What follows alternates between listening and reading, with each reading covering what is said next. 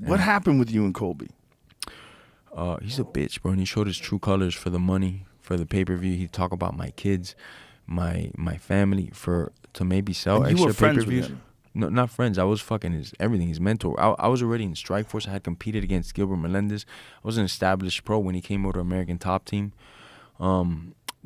I was living up at American Top Team. I had an apartment over there for like about a year and change.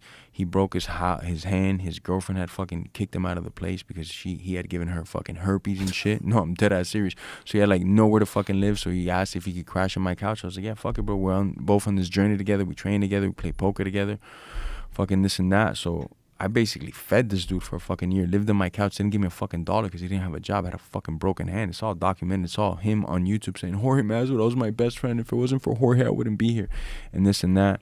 And then, I'm at 155. So then I come up to 170 and I start stealing not stealing, but I start getting a lot of shine from myself. A lot of eyeballs start looking at me. And immediately, instead of like, yeah, we're fucking boys, we could fight or whatever the fuck, he turns into something fucking ugly, like everything that I did for you, you're trying to use it against me, especially my kids. He knows the relationship I have with my kids, and you're trying to use that against me. You're a fucking piece of shit.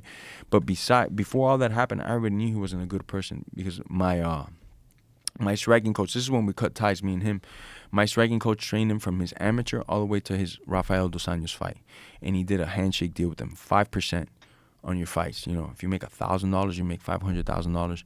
5% is what you're gonna pay me because that's what Joel Romero pays me. That's what Jorge Masvidal pays me. That's what all the guys that train with him pay him. And he's like accessible at all times. He will drive an hour this way, drive an hour back that way, and just give you all his knowledge. And that's what he wanted.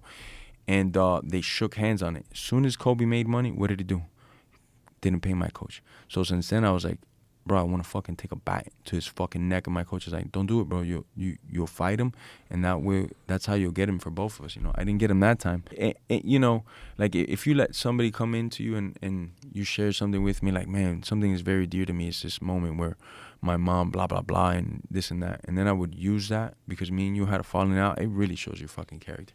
Like, you're a fucking piece of shit, bro, And that's why nobody fucks with this guy. Like, nobody fucks with this guy in any level, in any accord, Well, it's a crazy story. John Jones can't stand him. He had a very similar thing with John Jones. He changed who he was when the UFC was about to cut him, and he decided to become like a wrestling heel. Shit on a whole country just for what? Like, it worked though. I mean, the thing about it is, it's kind of genius in the fact that it really did get people paying attention to him. In a negative way, but I feel that he could have just been beating people, put more time into the craft rather than Twitter and trying to copy other heels.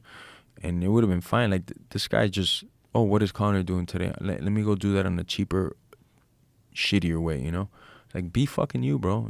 Just fucking go out there and beat dudes up and say what you got to say, and it'll come to you. It took me a while to get here, I had to fucking knock out and beat numerous fucking people, ex-world champions to get here, but it'll come. You don't have to sell out for the fucking dollar, bro.